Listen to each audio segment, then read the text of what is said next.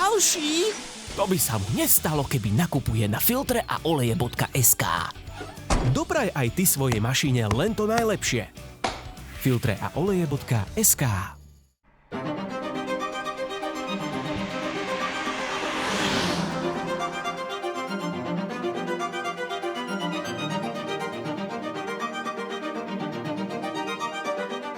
Auto mám rád vo všeobecnosti, ale tie staré majú pre mňa úplne inú takú špecifickú atmosféru. Značku BMW mám rád hlavne kvôli tomu, aký má charakter, kvôli zadnému náhonu a ich 6-válcom a hlavne aj ten dizajn značky sa mi veľmi páči. Peťkovú radu som si vybral, pretože je to taký zlatý stred, že nie je to ani moc malé, ani zbytočne veľké.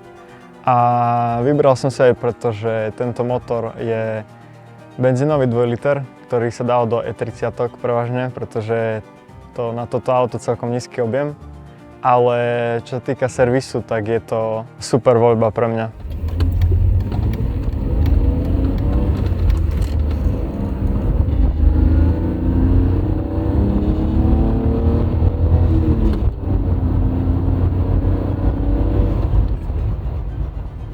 Na výbave si až tak nepotrpím, takže toto auto má takú klasickú výbavu. Elektrické okná vpredu, zadný náhon a to je asi všetko. Jediné, čo mi tak z výbavy chýba, je asi kožené sedačky a klimatizácia, ináč mi to nevadí. Tento konkrétny kúsok je 520i E34 z roku výroby 1988, takže má už 37 rokov.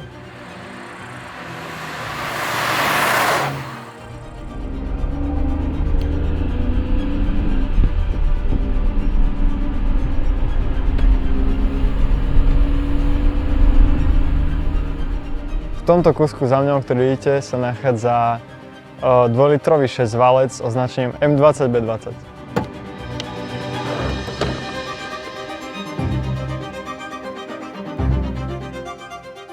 Kúpu tohto auta som plánoval už veľmi dlho.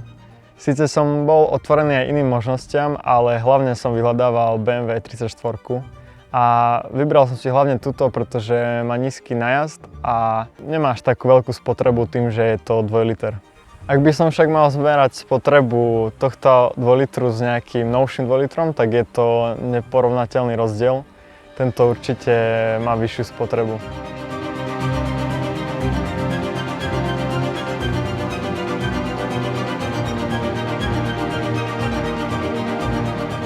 Keď som prvýkrát videl inzerát tohto auta, tak som uvažoval nad tým, či ísť naozaj do toho, pretože tým, aké je staré a tým, že som ešte takéto staré auto nemal.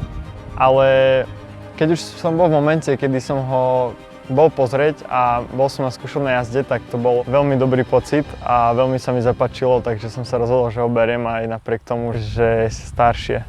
Hneď po kúpe auta na ceste domov sa zastavil pri mne majiteľ Mercedesu V140, ktorý obdivoval toto auto a spomínal, že ho videl na inzeráte a akurát sa vracal aj on z kúpy tohto Mercedesu, tak sme dobre pokecali a bolo to veľmi príjemné. Moje prvé auto bolo Hyundai Coupe 1.6 benzín 77 kW, ktorý mal rok výroby 2004, takže je to znateľný rozdiel. A k tomuto autu som sa vlastne dostal takže že som predal to moje predošlé prvé auto a na bazoši mi vyskočilo toto BMW, ktoré sa mi zapáčilo. Moje plány do budúcna s týmto BMWčkom sú asi také, že si ho nechám. Nechcem ho určite predávať v najbližšej dobe. Chcem na ňom opraviť výfuk, nejaký ten bežný servis a uvažujem aj nad kúpou nejakých iných diskov.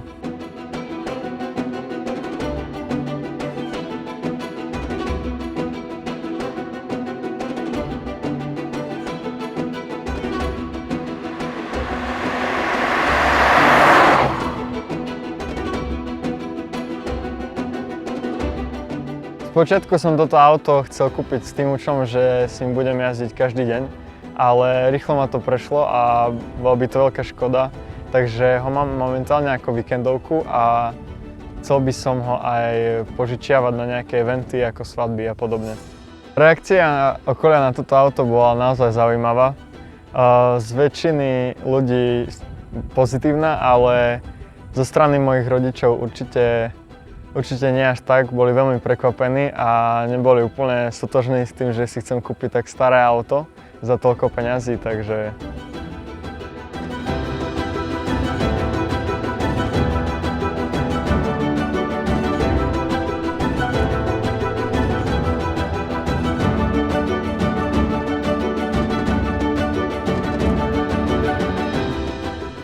Na tejto E34 mi robí veľkú radosť aj pozornosť ľudí.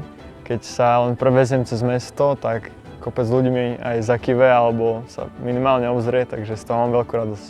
Jazda v bežnej premávke je náročnejšia a to nielen z toho dôvodu, že je to auto staré, ale aj preto, že máte taký pocit, ako keby ste kormidlovali loď.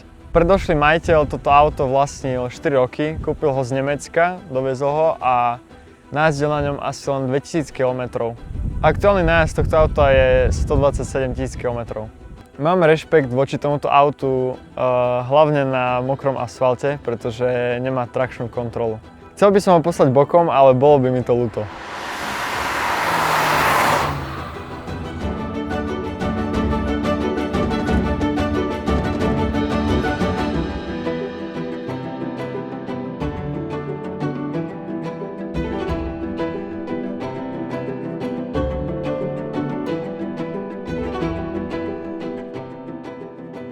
Strašne sa mi páči zvuk tohto auta znútra, pretože počuť ako motor nasáva vzduch a pri tých vyšších otáčkach, keď ožíva, to je naozaj skvelé, ale ten zvuk zvonku auta, ten znie skôr tak veteránsky a uvítal by som možno aj niečo hlasnejšie.